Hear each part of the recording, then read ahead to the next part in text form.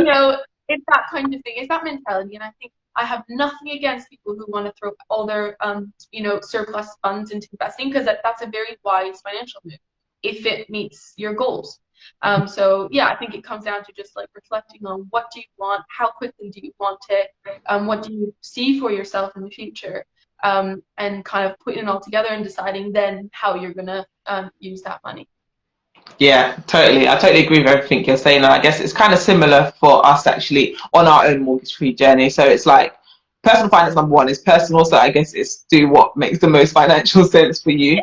And I think for me, peace of mind is the most important thing for us. And I think paying off our mortgage early is going to give us that, having that security, knowing that no matter what happens, we have this roof over our head and nobody's coming to take it from us should the worst happen, we lose our jobs, etc., and we can't afford to keep up the payment. So for us, just having that freedom and being able to have choices as well is another reason why we were really passionate about paying off our mortgage early. Because peace of mind, you just can't put a price on it. So whilst you're doing the numbers and everything, calculating what makes sense, yes, investing may make sense financially, but for us, it's literally the case of we just want that peace and we just want that freedom. And like what you were saying earlier, in terms of expenses being very low once you pay off the mortgage, it's equally the same for us. Like we did the maths, and like once we paid off our mortgage, our expenses for the year, everything included, would be £12,000.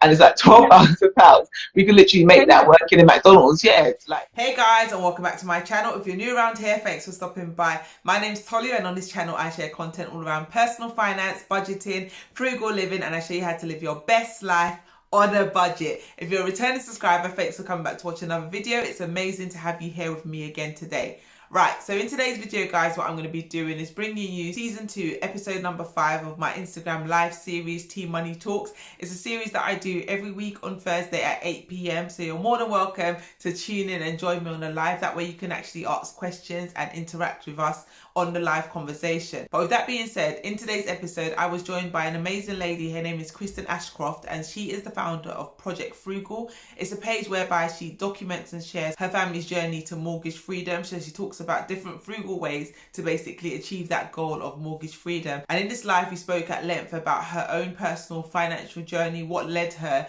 to this path that she's now on in terms of pursuing mortgage freedom. It was a really, really insightful conversation. I personally am on my own personal mortgage free journey, which I haven't actually spoken about much on my channel, but it's something that I actually want to talk to you guys about a lot more as we move on throughout the year. But with that being said, today's video is not about me and my journey. It's all about Kristen and her mortgage free journey. So definitely, like I say every single week, grab yourself a drink, grab yourself some snacks and a pen and paper to take notes, because there was a lot of gems that were actually dropped in this conversation. And without further ado, I'm going to bring you episode number 5 of Tea Money Talks. Like I said, thanks again for joining tonight's live. For the benefit of those that don't know who you are and what you're all about, just in a couple of minutes, just kind of tell them a little bit about yourself and what it is you do over on Project Frugal. Yeah, so my name's Kristen, and actually you introed me really well. So I run Project Frugal kind of on behalf of my family, I suppose.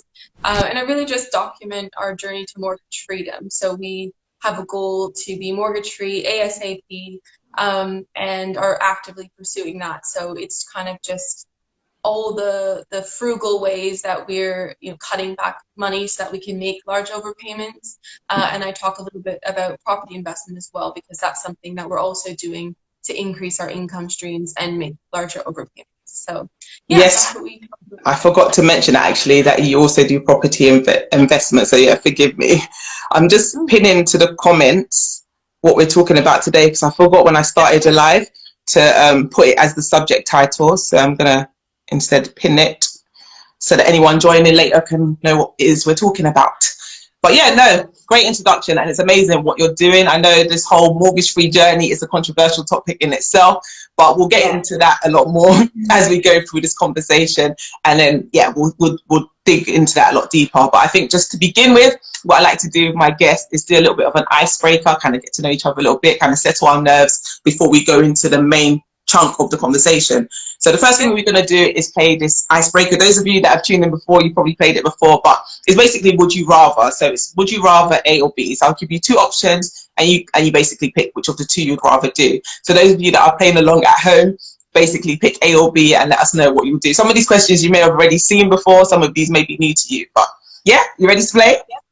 Cool. Brilliant. Okay, so the first question is, would you rather have money to go anywhere in the world whenever you want, or have all the money in the world to buy whatever you want? So something tangible. So which That's of the pretty two? easy for me. Definitely go anywhere I want to go whenever I want. Definitely. Yeah. Yeah.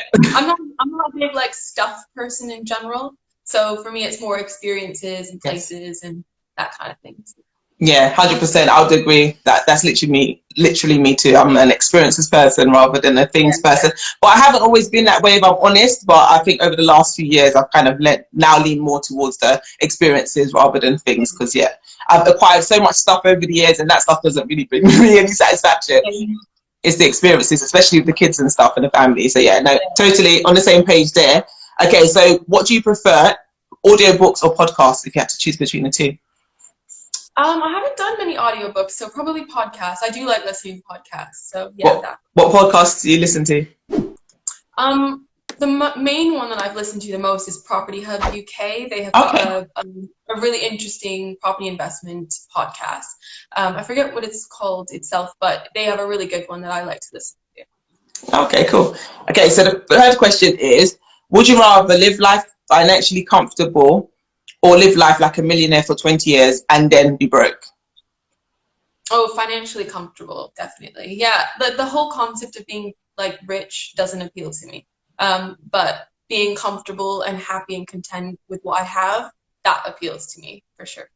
Yeah, ditto. I would have literally not said it any better. That's what I would pick too. Would you rather be too busy or be bored? Well, that's a good question. Probably too busy. I don't know if I'm gonna I regret saying that, but I do like having stuff on the go. Being bored is hard. I don't know. Yeah, I lean towards too busy. Yeah, same. No, I'm definitely a busy bee. Like, I get really itchy when I'm just doing nothing. I just like Yeah. to be doing something. Even when I'm doing something, I like to be doing something else at the same time as well. So I like to multitask. Although they say multitasking is a myth, but I generally like to be doing something else while I'm doing something. So if I'm cooking, I'm listening to an audio book. If I'm going for a run, I'm listening to music. Like, I'm always trying to double up to get the most out of my time. Okay, next one. Okay, would you rather be very late or very early to an event? Very early. I'm an early person. I always arrive early. Okay. I had a feeling you were going to say that. Yeah, no. I would like to say I'd like to be early, but my history says that I'm always late. So, yeah. But in the ideal world, I'd probably like to be the person that is early rather than making everybody wait, because it is rude to keep people waiting. Okay, last one. Would you rather spend £200 on somebody's birthday present and they spend £20 on yours, or vice versa? Would you rather spend £20 on someone's birthday present and they spend £200 on yours?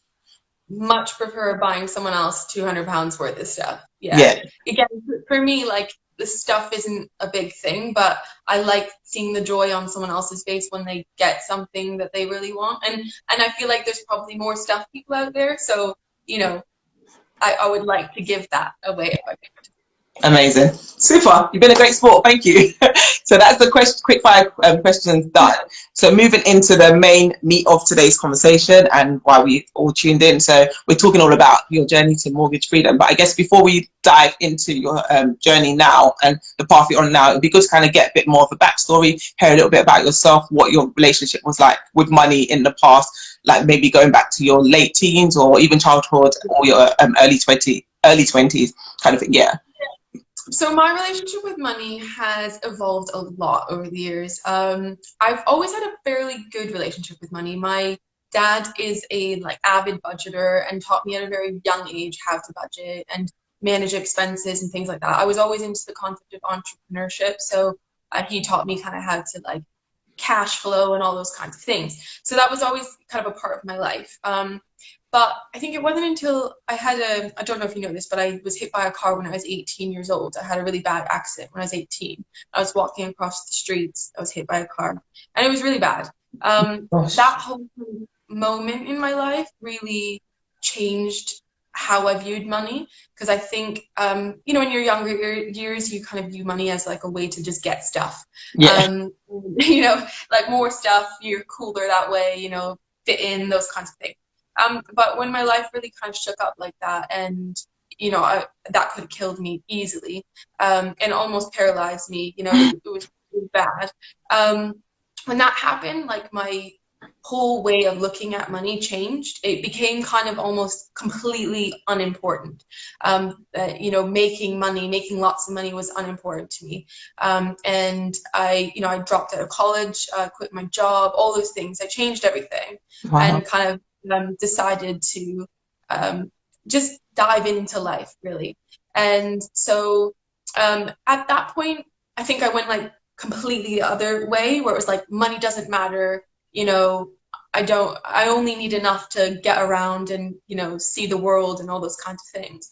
And, you know, as I matured, you know, at a certain point in my life, I ended up moving to St. Lucia. I don't know if you know that. I lived in St. Oh, Lucia wow. for, yeah, I lived in St. Lucia for a couple of years. I lived there with my ex-boyfriend, and I Amazing. lived in like local. I earned a local wage again because money wasn't important to me. I just wanted Wanted to. I experience. wanted. Yeah, I wanted to be there with him. I love St. Lucia. It is like another home to me. So I lived there for quite a while.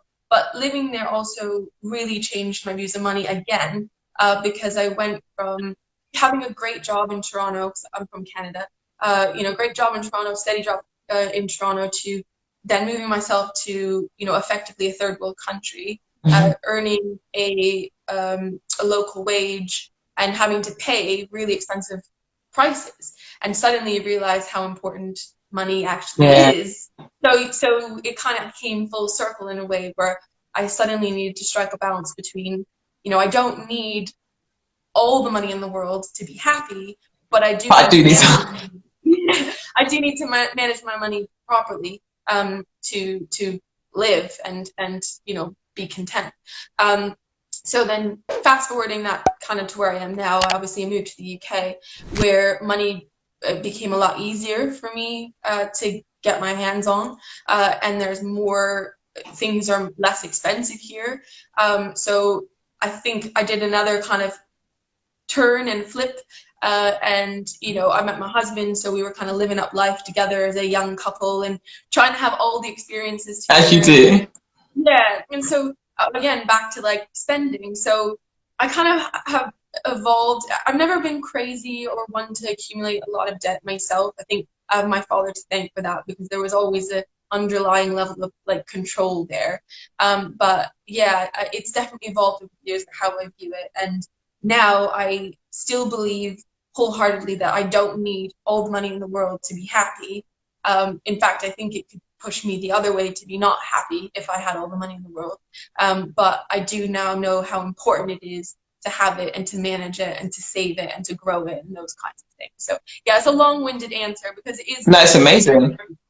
It's amazing to hear the journey and how much things have changed. And I think that's the thing with personal finances, is that things can change and your views on money can change. So you may see things one way for a certain period of time, but certain life experiences, certain things happen which suddenly change your view and perspective. And I think for me, my experience obviously was when I ended up in so much debt and almost losing my home. That was the moment where I realized that, okay, I need to kind of change what I'm doing with money. Like, yes, money isn't the most important thing in the world, but not having enough to cover my bills is a big thing. So I think, yeah, no, it's really interesting to hear like the journey that you've been on so far and how you've kind of ended up where you are today with Project Frugal, because I think it's important to kind of understand the big picture when speaking to someone, or trying to understand where somebody's coming from when they arrive at a certain decision. Because from the outside looking in, sometimes you can maybe judge people and think, oh, why are you doing this or why are you doing that? But it makes sense for the individual based on your experiences, your life experiences.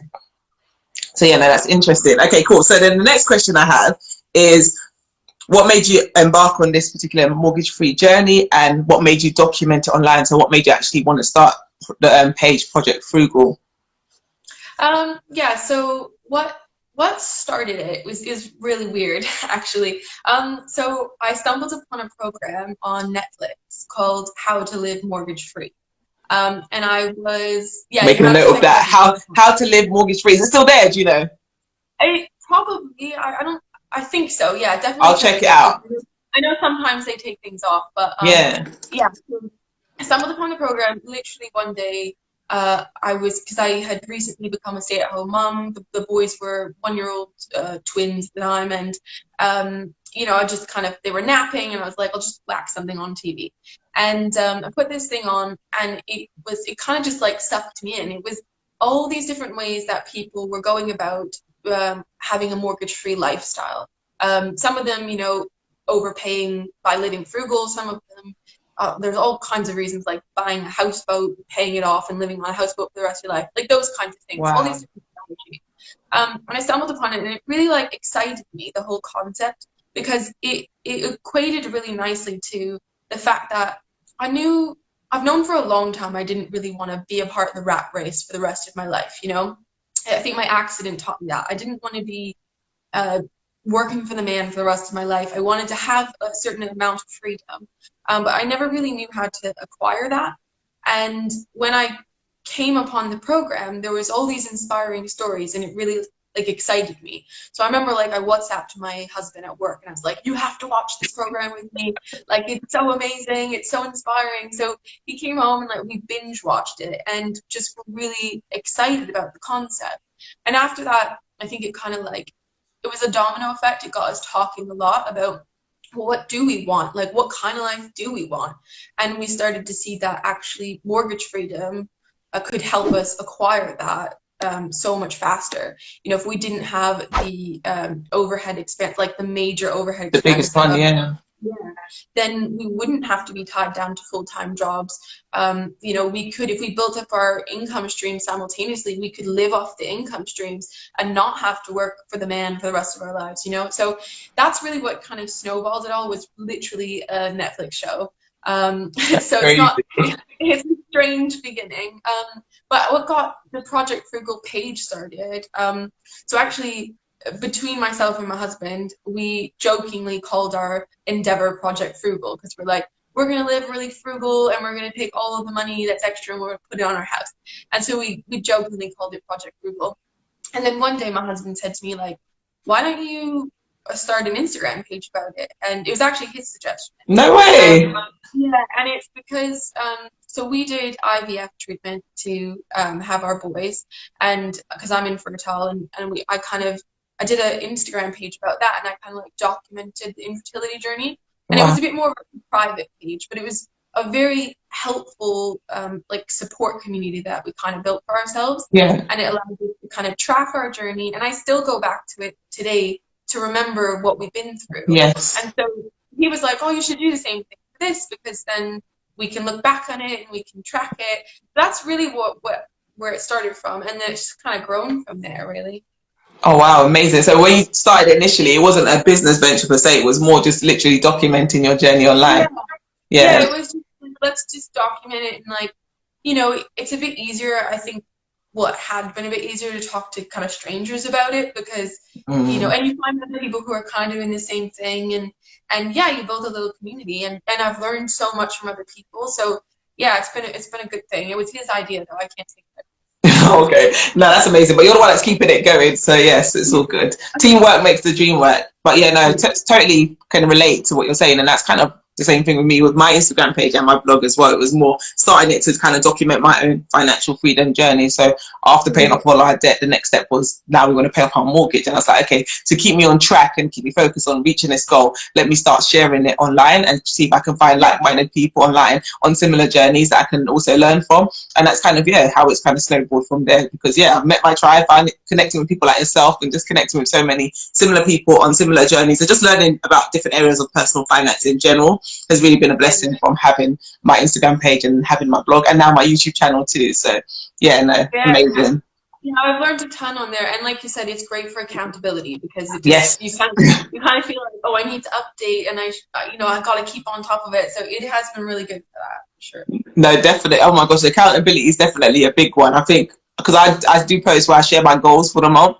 So I remember there was one month last year where I literally hadn't done anything that month, so I had nothing to report back on. So I just didn't share my results. And I think like after about a week or so into the next month, so I got like 2 different people DM me, like when they were like, Tolu, you haven't updated us on your goals. I was like, oh wow, people actually pay attention like that. I was like, okay, so I'm not gonna be able to let this thing slide. I'm gonna have to actually confess and say that I didn't do anything. And I ended up just doing a post saying, yeah, I didn't do anything. And yeah, it's the support as well that you get, because I thought when I send the post out saying the fact that I haven't done anything, people will be like, oh, Tolly, you flop, or just ignore the post completely. But instead I got lots of encouraging words, and people just saying, you know, we have these months. Sorry? Yeah. people can relate, because not like Exactly. we can all set these goals, but things get in the way sometimes, and it's normal and natural to like drop the ball occasionally. So yeah. Exactly.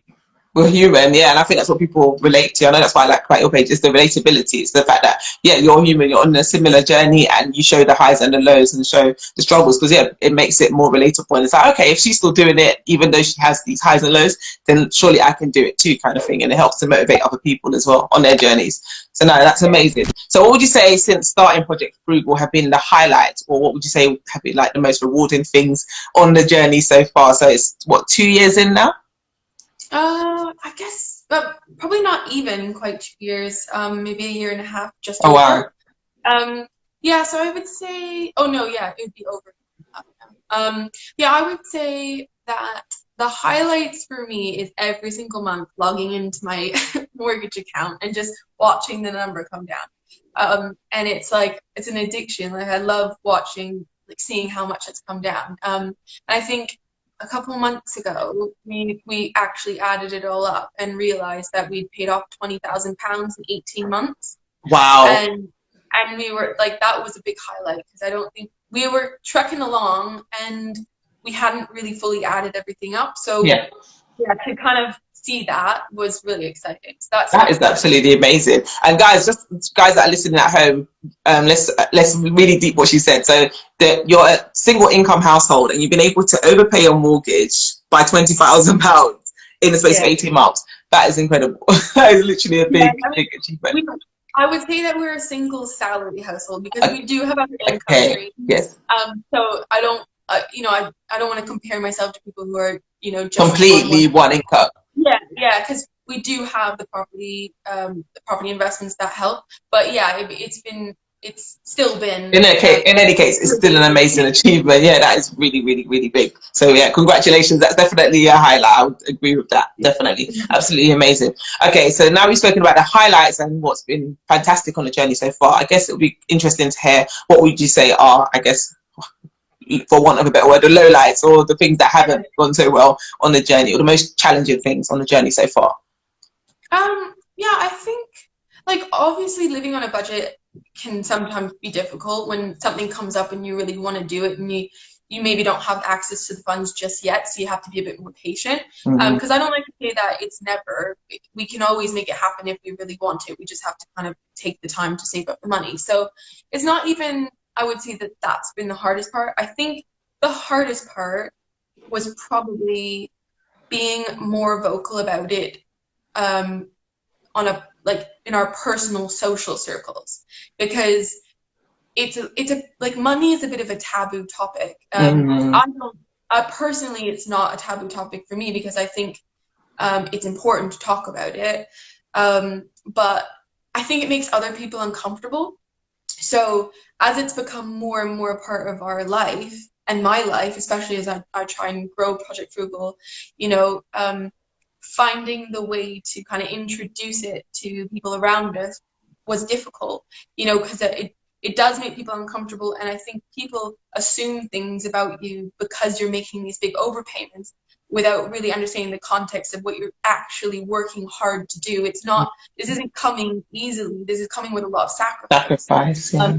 And I think a lot of the time people don't see that part. So they make up their minds about you. And so, yeah, I think that part was a little bit challenging, but, I just believe in owning your truth and owning yourself, and just being open and honest about what you're up to. So yeah, it's funny, because I think, the first thought is, well, budgeting's been hard, but actually that part's not been that hard. We're so committed to the end goal that a lot of that stuff comes pretty easily, because we know what we want and we're going after it. But yeah, it's just kind of like introducing it to people, a little bit more, and being a bit more honest and open about that experience has been, a bit more difficult, I suppose. No, that's fair enough, and I totally understand that. And I think money conversations with friends and family is something that you don't tend to have. So I guess from not having those conversations to all of a sudden all of this is online, if you go, okay, is this what you've been up to, or is this what's going on with you, kind of thing. So yeah, it's definitely an interesting one. Okay, and then next question I've got for you is, okay, so Okay, I guess I know the answer to this, but I'm going to ask it anyway so you can kind of expand on it in your own words. But it's basically, how are you able to make such large overpayments despite being a single income household? Yeah, so it's kind of threefold, I would Yeah. say. So the first and foremost thing is we live on a really tight variable budget. So we do zero-based budgeting. So every pound of our income has a role, has a job. Yeah. And with that comes actually setting aside a certain amount of money every month that we're going to use on variable expenses. So that's groceries, takeaways, clothes, entertainment, beauty, hair, all that kind of stuff. And our budget every single month is £600. Now, we're a family of four. We live in Essex. And so it's not a lot of money to do a lot of things. We have to be very particular and budget quite carefully and food shop very carefully, make that go a long way. So I think that plays a huge role for us, because by having such a tight variable budget, all the rest of the money, aside from what goes towards our fixed expenses, we know we can use towards overpaying the mortgage or investing and things like that. So that's kind of like the first one. The second one is having kind of swept through our fixed expenses and really cutting them down and honing them in onto only the things that are really important to us. So, we got rid of live TV well over a year ago. We got rid of our Sky. We got rid of our TV license. We got rid of, those kinds of things. We got rid of our Spotify accounts. We got rid of all those kind of things that were nice to have, but at the end of the day weren't as important to us as achieving the mortgage freedom. So we ended them all. So we really kind of leaned out our fixed expenses, and we're constantly on top of like contracts and the best rates and comparing prices and stuff like that. So that's the other part. And again, by doing both of those things, it means that we know we have whatever's left we can put towards the mortgage. Yeah, or we do have a couple sinking funds and things like that. And then the last one is the property investment. So so my husband Darren owned a property before I came into the picture. And then I moved in with him, and we lived there for a while. And when we moved and decided to get a place together, we decided just to keep that place. We thought it was wise. We didn't really know why we were doing it. We just were like, that seems like a wise thing to do. Let's rent it out. And we always liked the idea of property investment one day. So we're like, well, let's just keep it for a bit and see what we think. So we kept it. And we didn't manage it monetarily very well. There was another management company actually managing the property. But like from a money perspective, I'm pretty sure we didn't make any money on the property because we weren't managing it well. But even so, we were still accumulating like equity on the property. Yeah. And once we started to get smart about our finances, we realized how much equity we had sitting there. And we decided to draw out a bunch of equity and use it to buy another rental property. Nice. So that's how we've been able to expand our portfolio.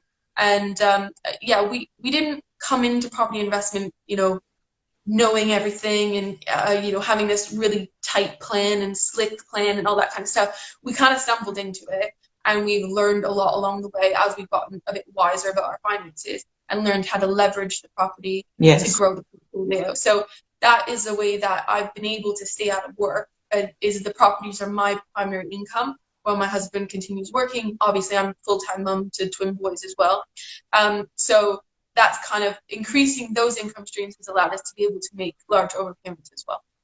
No, that's amazing. That's loaded, but it just goes to say, so a lot of sacrifice and then also having more than one stream of income. So you've got the main income and then the side hustle income as well. So yeah, no, that's important. And I think what's fantastic in what you said is that this is the sacrifice element of it. It's the fact that anything you want to achieve or any kind of financial goal you want to achieve, there is going to take an element of sacrifice, because if you didn't make those sacrifices and those cutbacks in certain areas, then you wouldn't be able to put as much money as you are able to put to mortgage overpayment. But what I like is the fact that you're not just kind of suffering in life, as in like it's not a case of just cut out every single cost and we don't eat beans on toast every day and we don't have any kind of fun or anything like that. It's not the case. It's just a case of you have a budget which you stick to and you've cut out the things that are not as important to you, or the things that don't really align with your bigger financial goals, in order to make room for basically working towards your actual main financial goals, which is amazing. And yeah, it's really, really good to actually what you guys are doing. So congratulations and well done. I think it really did come down to us sitting down and writing out every expense that we had, and like, is this truly valuable and important to us? Does it bring us joy? You know, those kinds of things. And it was making decisions, you know, like we rely solely on Netflix and Amazon Prime for our TV entertainment. That's it. There's, I think, the All 4 app as well as free, but you know, those kinds of things. We don't do any of the live TV stuff. Again, we got rid of our Spotify accounts. We don't have gym memberships anymore. You know, anything, you know, like that was just cut right back. Until we actually sat down and looked at it all, we didn't realize how much stuff we had like signed up to. Just paying for, yeah. Yeah, and it's just cutting those things back. And then, you know, I food shop only at Aldi, and I meal plan. Shout out Aldi, yes. Yeah. I love it too. Yeah, everything, like I don't buy the brand name stuff, and I compare the prices of everything. It is quite meticulous, but I know it's because I have this £600 budget that needs to be able to do a lot of things. Yeah. And so, you know, and if something comes up with the boys and they suddenly need, you know, a new outfit, or I don't know, whatever, you know, something comes, new shoes, I know that I've got to take it from that £600, so I've got to make it stretch. So yeah, it forces us to be frugal and live on that tight variable budget.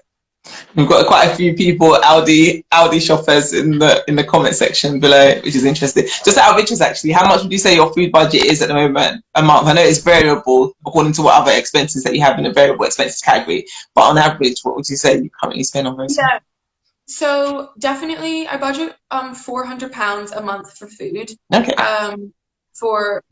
That's food and household items, because it also does my cleaning and you know, all those kinds of little toilet paper and kitchen roll and all that kind of stuff. So 400 for food, £60 of that 600 is petrol. So that doesn't leave us with a lot for the month from the £600. Was that £120 or something? No, £140. And so that leaves us with, you know, £140 to do buy clothes, get my hair cut, wow. Go, you know, take the boys to soft play when those things were happening. Yeah, when they open it again. Yeah. You know, if I needed new shoes or a new outfit or shirt from there as well. Takeaways. We don't do takeaways often. Like, it's very, very rare. We have one like every other month maybe. So it's those things. We have to be really particular, because we know 400 that has to get us groceries and 60 that has to get us petrol. So yeah, it's a tight budget, but we force ourselves to work to it so that we can make the overpayments. And you've been doing that for the past, what, a year and a half, nearly 2 years now? Yeah, exactly. And you're living well. The boys look healthy. I just saw the amazing birthday party for them the other day, the Pirates theme party. So yeah, it just goes to show it can be done. It's just a case of doing it and cutting back in areas that are least important to you. So I guess that's more of a value-based budget that you kind of use. So it's kind of budgeting for the things that are important to you and making sacrifice on the things that are not so important to you. So no, that's amazing. So I'm just looking at the comments, making sure I haven't missed anything. Okay, we just got loads of Aldi all the way. I'm a big Aldi fan. Like, if they need a brand ambassador, they can call me, because I'll be right up in there. DC said what you did was reduce / cut variable expenses. Yeah, exactly. Yeah, I cut back my variable expenses a lot. Actually, so one of our biggest problem areas before was buying like coffees, takeaway coffees. So I used to work in London as well, and my husband works in London. And between the two of us, because we didn't talk about what we were spending our money on, and we've always put our money together, by the way, so that, you know, it's like one big pool of money, and we would just go out and use our cards. And we would both, every day, we'd buy like 2-3 takeaway coffees each in London. Yeah. And then we would get like, I'd buy lunch out, or maybe I didn't have a big enough breakfast, so I'd get like a muffin on the way to work. And those things added up so fast. So until we had like a pot of money to work with, you don't realize like, how quickly you can massively blow that money. Yeah, so cutting those things back and being really mindful of making, packing the lunches, and like if we got a takeaway coffee today from Costa. Now they're having their 50p coffees right now, so that kind of played a factor. But that was a treat for us, because before that was like habit, but now it's a treat. So it's just changing your mentality for sure, and like looking at things differently. No, amazing. Okay, so the next question that I've got is, let me just make sure. Okay, yeah. Okay, so this is a good question actually. So what are your thoughts on the idea that you should invest instead of pay off your mortgage? Because I do this post, I don't know if you see it, where I share my mortgage tracker, where I show my overpayments I'm making on a monthly basis. And what time to time I either get a DM or a message underneath the pictures like saying, you're wasting money, why don't you just invest that money instead of put it towards the mortgage, especially now with interest rates so low. So I'm just interested to hear what your thoughts are on the argument for both of them. Yeah. But this is a really common argument, obviously, and you hear it all the time. So what do I say to that? I say to it that it entirely depends on your goals. I think it's like what people are saying is 100% true. Like I'm not here to negate the fact that if we took the amount of money that we're overpaying our mortgage and we invested it, we would grow our wealth significantly faster. Obviously there's capital at risk. And exactly. Assuming things go the trend that they have been going, we would definitely significantly grow our wealth that way. But at the end of the day, that's not our goal. Our goal isn't to be as wealthy as we can possibly be. Our goal is to attain a certain amount of freedom as quickly as possible. So if I threw all that money at investments, it would definitely grow. But in order for it to compound, in order for it to grow to that substantial pot of wealth, I'd have to wait a lot of years, and I don't think we are at the point where we want to wait that long so that we could just live off of those funds. We would rather get to the point where our expenses are so little that we don't actually have to earn that much to have a happy life. We don't mind working. Like I don't mind working. I don't want to really work for someone else, but I don't mind putting the work in for something I'm passionate about. So, and growing the property portfolio as well. Like that's something we're both passionate about.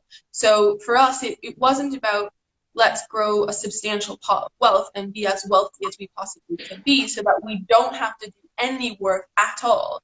It was actually, we want to have such little expenses that we can live off of such little income and be happy and healthy. So for us, that's what it came down to. We wanted the freedom as quickly as possible, and we saw that by putting as much money as we possibly can into our mortgage meant we would attain that freedom faster, and we could just I could work at Costa and make an income, and we would have our bills covered. You know what I mean? Because we don't have the substantial mortgage payments, and I'd be quite content doing that because I like the idea of being a barista. Although I think I would suck at it. So it's that kind of thing. It's that mentality, and I think I have nothing against people who want to throw all their surplus funds into investing, because that's a very wise financial move if it meets your goals. So I think it comes down to just like reflecting on what do you want, how quickly do you want it, what do you see for yourself in the future, and kind of putting it all together and deciding then how you're gonna use that money. Yeah, totally. I totally agree with everything you're saying. And I guess it's kind of similar for us actually on our own mortgage-free journey. So it's like personal finance, number one, is personal. So I guess it's do what makes the most financial sense for you. And I think for me, peace of mind is the most important thing for us. And I think paying off our mortgage early is going to give us that, having that security, knowing that no matter what happens, we have this roof over our head and nobody's coming to take it from us should the worst happen, we lose our jobs, etc., and we can't afford to keep up the payment. So for us, just having that freedom and being able to have choices as well is another reason why we were really passionate about paying off our mortgage early. Because peace of mind, you just can't put a price on it. So whilst you're doing the numbers and everything, calculating what makes sense, yes, investing may make sense financially, but for us, it's literally the case of we just want that peace and we just want that freedom. And like what you were saying earlier, in terms of expenses being very low once you pay off the mortgage, it's equally the same for us. Like we did the maths, and like once we paid off our mortgage, our expenses for the year, everything included, would be £12,000. And it's like £12,000. We could literally make that work in a McDonald's. Yeah, it's like, so it's It's just that And if, habit. and if you're simultaneously growing your income streams that are Exactly. passive income streams, Exactly. then you don't have to work if you don't want to. So, Exactly. it just depends. It depends on your wants. It Your depends on, goals. Yeah. yeah, your goals, what you see for yourself. So I think it's yeah, I see the posts that people are like, paying down the mortgage is really stupid. You could tend to put put that overpayment money towards investing. I think that a lot of what they're saying is correct and it makes sense, but I don't think it's stupid. I think it depends entirely on what your goal is. Yes. And for us, it makes perfect sense. I'd rather have the mortgage paid for and not have to worry about that expense. Yeah. No. Ditto. Same. I'm just checking. I saw a long comment. Hold on. Let me read it. DC Adamson said, an investment can potentially result in loss. Paying down the mortgage is sure thing that will always move you towards your goals while also increasing your tax-free equity. Yep. Yeah. Exactly. Yeah. Like you said, it's that comfort of it's the surety of knowing that actually I don't need to worry about the mortgage payments this month, and yeah, you don't have to rely on this high income. And I think, being that we both worked in London and we're so close to London and the prices are expensive this way, you kind of get stuck in a trap. Exactly. Where you have no choice but to earn this wage. To keep that lifestyle going, yeah. Exactly. So if we can get out of that, then great. We can live and work wherever and not have the overhead to pay for. So. No, definitely. Your finance PT said, I totally agree with you both. You have to do what's best for you and what aligns with your goals. Exactly. Yeah. Priscilla agrees. So true. Same goal here. Yeah, like you said, personal finance is personal. And I think, you can't blanket everyone with the same, everyone should be doing this, everyone should be doing that. I think it's like, I like to look at it like a platter, like here's your options and choose from one of these. Yes, these exactly. are all decisions, and it just, it depends on your goals, where you're at in life, for sure. No, definitely, exactly. And Money Tree Cat said the same thing, personal choice and goal and vision. So yeah, we're all singing from the same hymn sheet. I think, yeah, the main thing is just having a plan. I think that's the most important thing, is being intentional with your finances. So if nothing else, whether it's overpaying, saving, investing, all the rest of it, just have a plan for your money and be intentional with the finances, I think is the main thing. Because yeah, when you're not intentional with your money, that money just goes missing, literally. Yeah. And that lifestyle inflation can creep in very quickly if you're not intentional with that money and have a plan for it. So yeah, that's the main thing. So yeah, there's definitely no right or wrong. I think it's just individuals. Yeah, just have a plan that works for you. Definitely. Okay, cool. So now we've got that cleared up. What advice would you give to anybody that wants to get started with paying off their mortgage? So anyone that's on this live or watching the replay back later on that's thinking, oh, actually, I want to give that a go. I want to start paying off my mortgage. What advice would you give them? So there's a couple of things. I think first and foremost, I like to say, find your why. So figure out why you want to do it. Because it might not be the best course for you. And going back to that conversation. So figure out, what are you actually trying to attain here? And yeah, decide if it actually aligns with those goals. So that would be the first step. Second step, make sure you've paid off any existing debts. And I think that's important because you don't want to be putting surplus money into the mortgage when you have, maybe credit card debt or something like that needs to be paid down. So pay those down first. And then after that, I would say make sure that you have, I know this is a bit boring because I'm not going straight into the mortgage overpayment. That's good. Really important steps. And then I think the next one is just make sure you have an emergency fund of some sorts. So even if it's only £1,000, have something there that's for a fallback, because we all experience emergencies when you suddenly need money, and you don't want to have put all this money locked away into the mortgage, if you don't have something there to cushion an emergency that happens. So for us, our washing machine just broke. That was £350 we had to find, but thankfully we had an emergency fund so we could just tap into that. So yeah, those I would say, get those parts out of the way first, and then we can start talking about overpaying mortgage. In terms of that, first and foremost, make a household budget. If you don't have a budget, start making a budget and look at your existing expenses and look at like what's important to you, what's not important to you. What did you maybe forget about that is actually coming out of your bank every single month? That's you a know, big one. yeah, and start skimming it back and make sure that you know what you're paying for, and work towards it. I would suggest a zero-based budget, because then you know, okay, I've got this much for my fixed expenses, I've got this much for my variable expenses, and then everything else I can assign to, you know, whether that's mortgage overpayments or investing. Yeah. So yeah, I would say start there, like find your why, pay off your debts, get an emergency fund, and then make a budget, and then figure out what you can effectively afford to overpay every single month, and then incorporate it into your like monthly, I do monthly overpayments because it's quite regular and consistent that way, and I can budget for them. But yeah, those are kind of like the 4 steps, whatever that was. Yeah, 4 steps. Yeah. I like how you put that. So basically get your foundation right first before you start building. And I think that's important. And I think it's really good that you actually touched on that and mentioned that, and the fact that you didn't go straight into how to overpay the mortgage. I thought that was really good, because what tends to happen is we just want to do that without doing the basics first. So it's like, get the foundation right so that you're not just building and the house isn't going to come crumbling down. So important. Yeah, get the ABCs right, and then you can start thinking about the next step of actually proactively overpaying the mortgage. There's another question here that said by Ewan. He said, how would you suggest someone begin to be more frugal? That's a good question.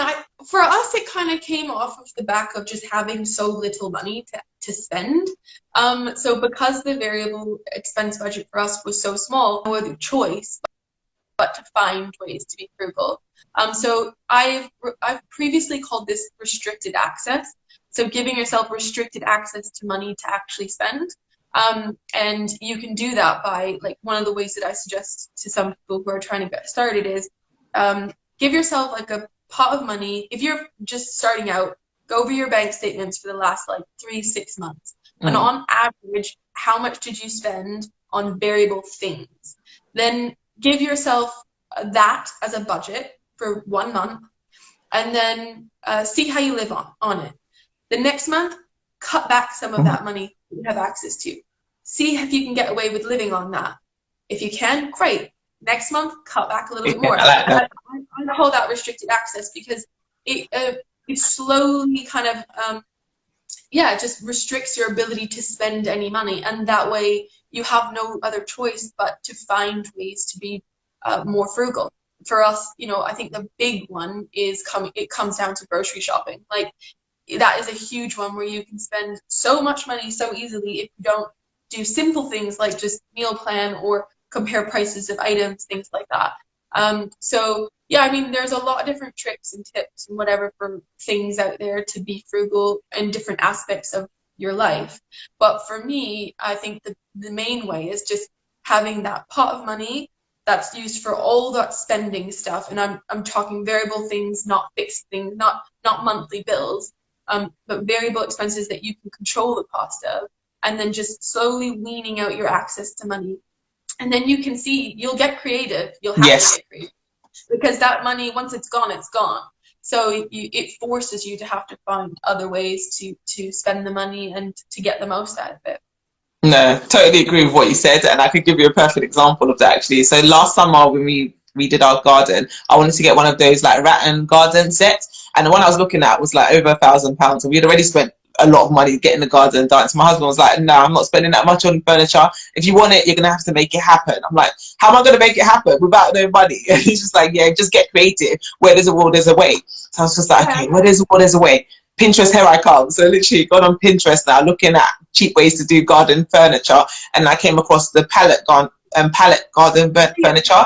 I was like, oh, okay, yeah, I could do this. And it was literally, we made the garden sofas out of pallets, used pallets that my husband was able to get from work. And I made like these little seat covers out of like MDF, and I ordered some cushion stuff, and from online and stuff like that. And yeah, literally made the whole palette set for like under £200 versus £1,000. So it's like, where there's a will, there's a frugal way. And I think when you look for the frugal way, that's when you find it, kind of thing. So I suppose instead of just like seeing something, buying it, always think, how can I get this for cheaper? Is there an easier way of getting this done? Can I find a used version of this? Can I borrow this from someone? So just like literally always think, how can I get this for a lower price when it comes to buying things? Because I think a lot of times we just kind of pay straight away for convenience. So we pay a lot of time because of convenience. So I think if you don't mind being slightly inconvenienced, you find that you save yourself a lot more money. So like when we was on our debt-free journey, what we used to do is we used to order Tesco food shopping online, and we used to pay, what, £7, I think it was, for delivery every month. And it was convenient. You get your food dropped on your doorstep. But when you're on a debt-free journey and you don't have money, it's like, actually, I need to find a frugal way. So I'm going to have to carry myself to Aldi, which is a lot cheaper, and they don't do delivery, but it might be a bit inconvenient. But just by doing that, I was able to like cut £150 off my food shopping on a monthly basis. So there's always a frugal way if you're willing to find it. But I think it's just a case of being proactive and intentional about it. So hopefully, creative. Yes, creative. No, seriously, you have to get very, very creative. And yeah, I could give you so many examples of creative ways I've been able to kind of do things frugally. And yeah, it's fun as well finding a frugal way. Priscilla said, "Great life, guys. Thank you so much." You're welcome. Thank you for being in. Thanks for being here. Yeah, it's great to have you here. DC Adamson said, what's the question? Sorry, the scrolling thing is annoying. Wait, okay. Many people don't know where their money goes. Exactly. Track it every cent for a month and then review it. It will surprise you. You're not lying. It will literally surprise you. I was mind blown when I realized how much I was spending. Even last year, just as early as last year, when I've been on my debt-free journey, paid off my debt, living frugally on a budget, I still managed to spend nearly £100 in McDonald's. I was like, how did I spend £100 in 1 month on McDonald's? And it wasn't one trip to McDonald's, obviously. It was about 8 different trips that month, here and there. And it just quickly added up. But because we track our expenses, I was able to see that straight away. And I was like, okay, this ain't happening. McDonald's are not going to catch me next month. So that's, definitely. Tracking your expenses, it will show you where your money's really going. Because when you're spending it, go on, sorry, you can say? No, I was just going to say, I think there's something to be said for the fact that we are in like more or less a cashless world now. Mm-hmm. Whereas like once upon a time, you actually had to physically see the money in your hand and part ways with it. And because that's not happening now, it's so easy to just like tap your card or, hit buy now, and you kind of just don't see it happen. You don't see it leave. So yeah, by taking the time to go back and actually look at the accounts, and now it's easy because you can just look at your online banking and it's like, oh crap, and then you can add it all up. It's much easier now. But when you do it, it is eye-opening. Because I've never been a stuff person.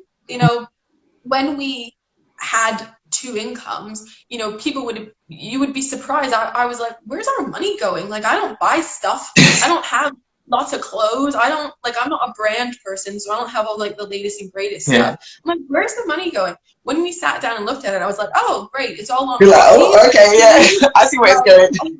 Wine. I'm basically eating and drinking my money, and it's like literally going down the toilet. Exactly. It's eye-opening. It really is. So definitely take the time to do that. I think it will be a shock for most people. No, I totally agree, 100%. It will be a shock to the system, and it might be that wake up call that you need, because it definitely was for us when we realized where all our money was going. We're like, no more of this. We're going to be intentional and get in front of that money. So yeah, it's definitely important to do that. Plan in advance with your finances, because I think when you just kind of spend and look back, because tracking is great, but what's even better is if you can get in front of that money and make a plan for your income when you receive it, and then that way you can be in front and in the driving seat of the finances. Okay, everyone said great suggestions. Thank you. You make frugal fun. I think it's talking to you. Christina at home said, great live, ladies. Jen said, I miss cash. When I heard Dave Ramsey say that mentally it hurts us to pay cash, makes total sense. And it's so true. It makes a big difference. It really, really does. Like cash makes a big difference. When you're actually physically parting with your money, you feel it differently than when you're just tapping. Especially now that they've increased the tap limit to like £100 or something like that, isn't it? Yeah. It's crazy. It's amazing now, too easy now. I think there's quite a few people in like the UK debt-free community and like the frugal community that actually just work solely off of cash. You know, and personally, I still like to use my card, but we've set up bank accounts that are like literally all we have is £600 in this account. Yes. So once it's out, It's I'm got, gonna look like a fool when I'm up at the cash, and they're like, "Oh, there's no money in that account." yeah. But that works for us. But for a lot of people, they actually will go to the bank, they'll take out money, they'll put it into envelopes, Yeah. and then they know I've got this much for groceries, I've got this much, you know, for entertainment, and that works for some people because they have that physical kind of relationship with money. Exactly. So, yeah. Yeah, no, we did that actually for a season as well. We did that for a few months. Just before lockdown is when we stopped. After lockdown, sorry, is when we stopped doing the cash envelope system, just because, yeah, it was not good to be using cash at that time. But before that, yeah, the cash envelopes, I loved it. I designed my own little envelopes and I had little labels on them, one for groceries, one for the kids, one for fun, etc., etc. And it just really helped me. A few times when I'd go shopping, because I was so used to just spending and just thinking about it later, going shopping with that cash and realizing, oh crap, I put £100 worth of stuff on this conveyor belt and I only have like £80 in this envelope, and then I'm having to like take things out of the conveyor belt and put it on the side, like, oh no, I can't buy that, I'm not buying that. So yeah, it definitely forces you to be frugal, because it's like you have to stick to that budget by force, because there's no alternative. So definitely. But I think things like having these apps on your phone as well now. So you can't even say, let me just leave my card at home, because you can now pay on your phone. So I guess you just gonna have to develop that self-discipline as well. Yeah. I think when you have those financial goals and you kind of have something you're working towards, it kind of helps you in that area with being disciplined, because it's like, actually, no, I have somewhere that I'm trying to get to, so I'm not going to fall for this right now. So that's why I think the finding your why is like first and foremost, because if you don't have that, you're gonna fall off the wagon. Exactly. Like, because there's nothing driving you. I'm actually working on an ebook about this now, and I'm hopefully gonna come up with it soon. But it's all about that, establishing your why, because without that, we can all say, "Oh, I'm gonna start budgeting," but the next time your friend says, "Oh, should we go out and like get some cocktails and whatever," because there's no end goal there, because there's nothing driving you like deep down, you're just gonna say, "Yeah, you know, and go with it," you know. So yeah, I think that first, like, step one has to be finding your why, for sure. No, totally agree. Herner said, great live, learned a lot, thank you. Christina at home said, not spending money is like being on a diet, which many struggle with. What coping mechanisms do you use when you are tempted in the moment? Yeah, I mean, for me, it comes down to, it is always about just remembering why I'm doing what I'm doing. And even in, like, because I'm now really vocal about it, it's much easier for me to just say, like, to a friend or whatever, like, I'm paying down the mortgage, like, that's what I'm at, you know. And so I'll just be honest about it. Like, I'll just, like I said, live my truth. And so for me, that helps me a lot, because that's like my mind frame. Funny enough, like, my mind frame is not actually about paying off the mortgage. I'm focused on my life after the mortgage is paid off. That's actually what I'm thinking about.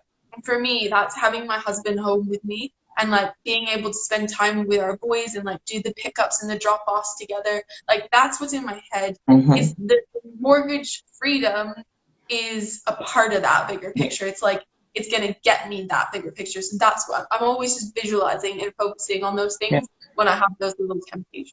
Definitely. And I would say having a fun money allocation that will help you if you struggle with those temptations at the moment, because there's no one saying don't have fun and don't enjoy the journey and don't enjoy your life. Of course, enjoy your life, but I think having boundaries and having limitations, just putting boundaries on it. So if it's £100 you're going to afford, or £50, 200, whatever that budget is that you can work with, set that as your fun allocation for the month.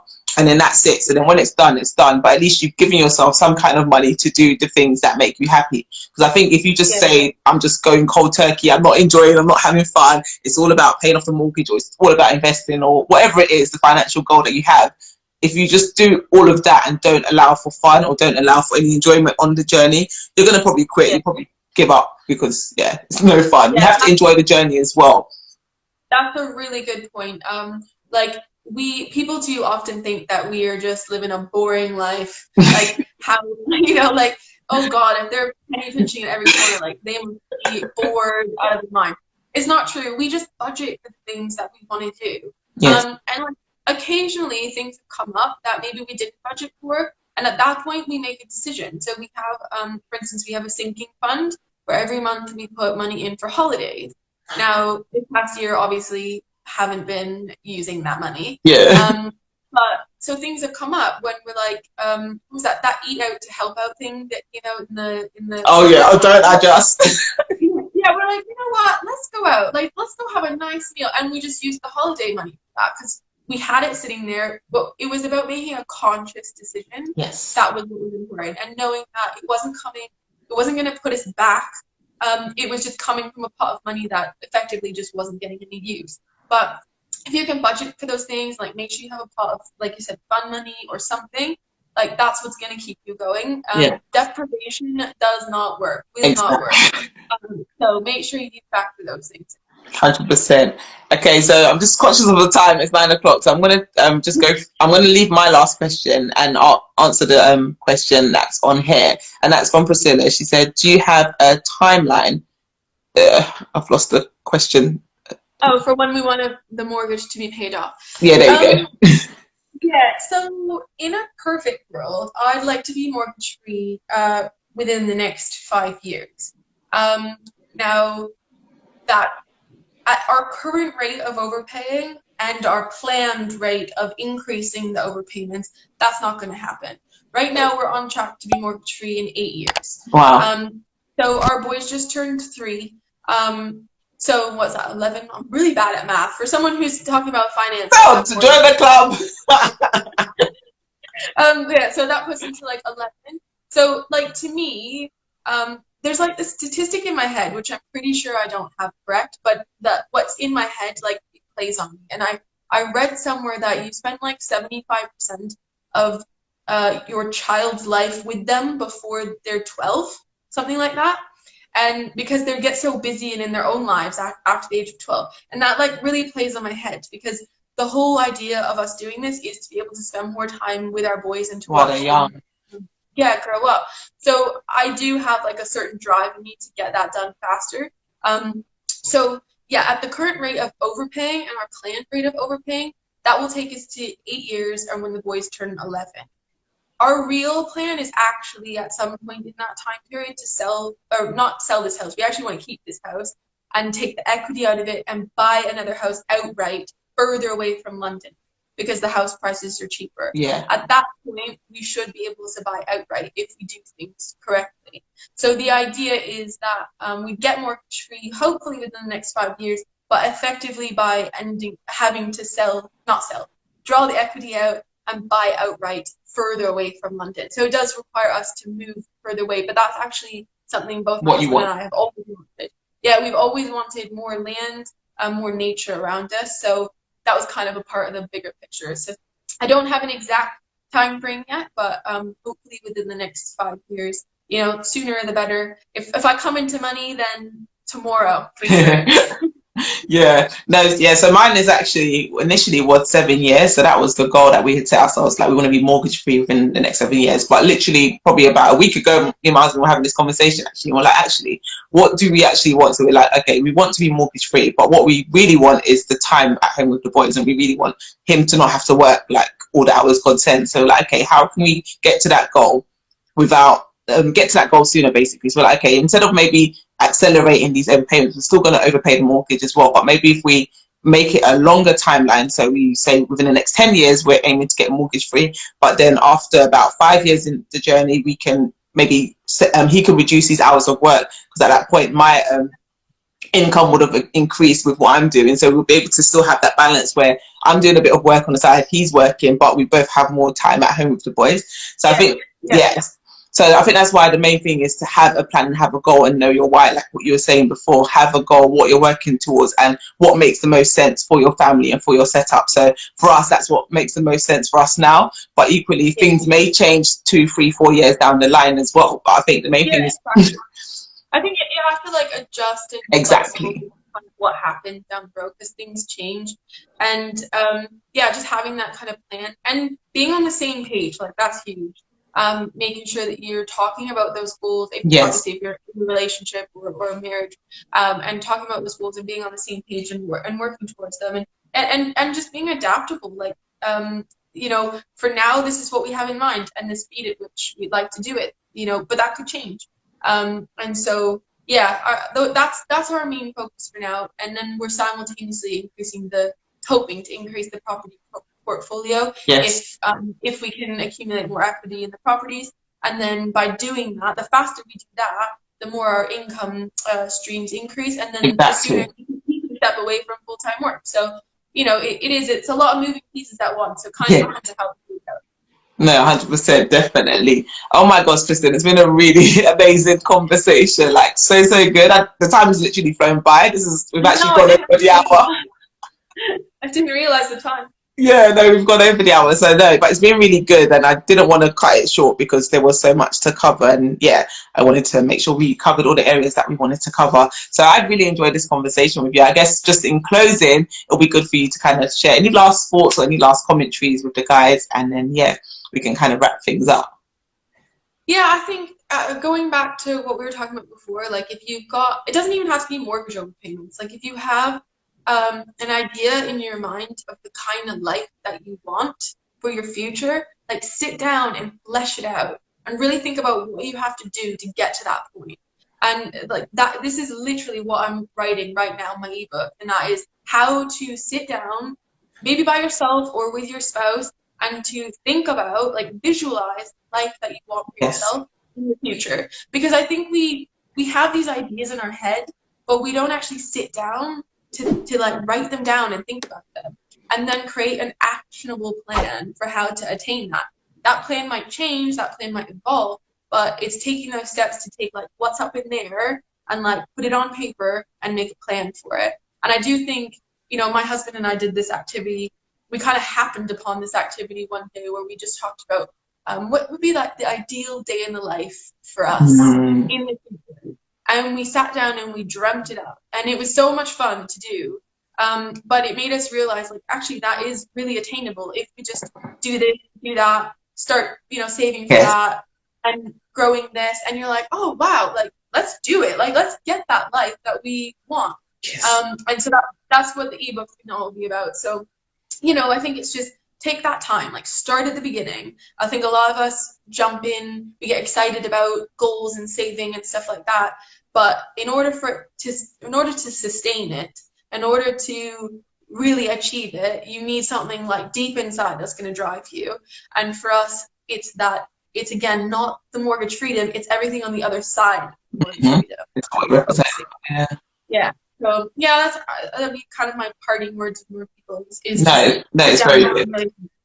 No, it's very good. I like what you said. And that's the thing. A lot of times we kind of just live life by accident, or kind of just go with what's been given to us. It's like, okay, this is the hand I've been dealt. Yeah, I'm always going to have to just continue in this rat race, or just continue life as it's always been, because that's all I've ever known. But it's like, actually, no, if you get intentional and actually, like you said, think about the life you want to live, think about where you'd love to get to, and actually write it down, write the vision and make it plain. Like literally write it down, visualize it, like you said. You'll be surprised at what actually starts to come into fruition when you actually write it down and actually take those steps towards it. Have a plan and actually take those steps. But when there is no plan, it's like, is it plan to fail as fails plan, or the other way around? But it's so true. Without a plan and actually acting on that plan, things are never going to change. Like nothing changes if nothing actually changes. So you need to be get intentional with your time, intentional with your finances, and you can reach those financial goals. Like I'm sitting here 2 years later having paid off all that debt. When I was in debt, I never thought that there was a way out of it. I never thought that I could get to the other side. But just being intentional and having that plan and taking those steps towards it, I was able to do that. And I know, God willing, another 5-10 years down the line, we're going to reach that goal of mortgage freedom again, because we've been intentional with our money and actually worked a plan. And I think, yeah, it's so important to work that plan. Have a plan. Well done, honestly, well done. No, thank you. And I think it's super inspiring, and anyone can do it. I think you just have to, like you said, be intentional about it. Sit down, think about it, map out a plan. And even if all you can do is like little bits of money every month, just stowing it away, you know, it's something. And one day you'll turn around and be like, oh, holy crap, like, there's money there. That's exactly it, literally.